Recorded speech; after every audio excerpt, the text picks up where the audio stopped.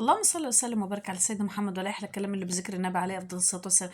يلا جلاش، بس مش اي جلاش، بطريقه حلوه قوي قوي قوي، احلى من بتاعه المحلات والحاجات الحلواني دي، تحفه. معايا اول حاجه هنا كوبايتين من السكر، هحط لهم كوبايتين من الميه، ميه سخنه او ميه دافيه اللي متوفر عندي. انا خدت كده من الكاتل كوبايتين، ومعايا معلقه عسل جليكوز.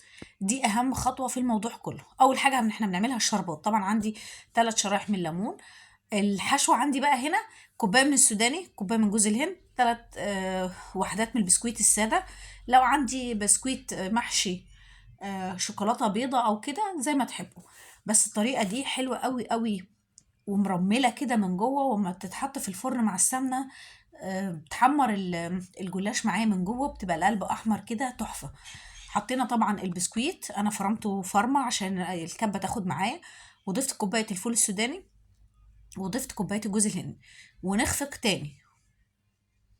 اهو دي هنا ان انا عايزاه يبقى بالشكل ده، ده الشكل اللي انا محتاجاه.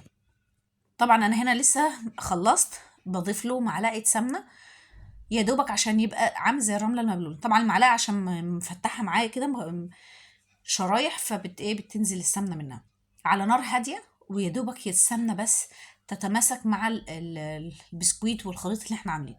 عندي هنا لفه جلاش عاديه جدا جايباها من الفرن، مش ماركه ولا حاجه، حاجه عاديه وبسيطه. لو احنا ما بنحبش الحاجات المكلفه يعني، احنا بنحاول نعمل الحاجات الموفره. نضيف الحشو بتاعنا بالشكل ده، هو مش ماسك، بصوا هو مرام يعني مندي كده من السمنه، بس مش شعبي، يا دوبك دافي. واهم حاجه نلف الاطراف كده ونلفها رول. اهو بلم الاطراف اللي اجنب معايا عشان البسكويت والحشو اللي جواها ما يطلعش، اهو، واتني الاطراف معاه. ما دهنتش سمنه ولا ورقت ولا اي حاجه خالص. اهو ده الشكل بتاعنا. عندي بقى هنا دي الصينيه اللي انا عامل هحط فيها صينيه صاج، المهم ان هي تكون مستطيله علشان تاخد الشكل اللي انا عايزاه. نعمل واحده تانية مع بعض. باخد ورقتين ورقتين اهو بالشكل ده، اتني الاطراف كده واشدها عليا والف. اهو بصوا بتعمل معايا، بتطلع معايا وبسيطه وسهله، ومفيش احلى من كده. اهو ده الشكل بتاعنا. ادي الرول، تاني رول عملناه اهو. نعمل كمان واحده هنا بعد ما خلصت الكميه بتاعتي كلها زي ما انتم شايفين اهو. نقطعها بقى بنظام مثلث كده او بالورب كده زي ما بيقولوا، مش عارفه ممكن تقولوها ازاي بس هي ده الشكل بتاعها، هيبقى حلو قوي. المهم ان انا بجيبها بزاويه يعني. قطعت كده الجلاش بتاعي. معايا كوبايه كبيره من السمنه انا سيحتها، وبشربها بالشكل ده. هنا انا لازم السمنه اكترها عشان تطلع معايا حمرا زي ما شفتوها في اول الفيديو كده، وتبقى حلوه قوي، تتحمر كده، تتقلى من جوه من بره بالسمنه. طبعا السمنه دي هنصفيها، مفيش منها اي خطوره اهو. بس المهم الجلاش لازم يكون فيه سمنه كتير. الجلاش او الكنافه عامه لازم سمنتها تبقى كويسه. هنا دخلتها على درجه حراره مسبقه الفرن، وده الشكل بتاعها اول ما طلع. بصوا انا بصفي السمنه ازاي وهي سخنه.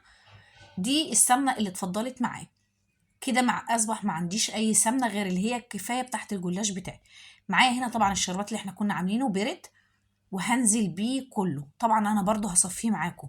انا طبعا الكميه هتبقى كتير، فانا مش عايزاه يبقى مسكر، سكره زايد يعني او شرباته زايد. احنا بنحاول نعمل حاجه في المعقول. انا بس لازم اسقيه كده عشان يشرب كله من بره ومن بره من جوه، يبقى كله شارب الشربات اللي انا عايزاه، لان ما فيهوش سكر.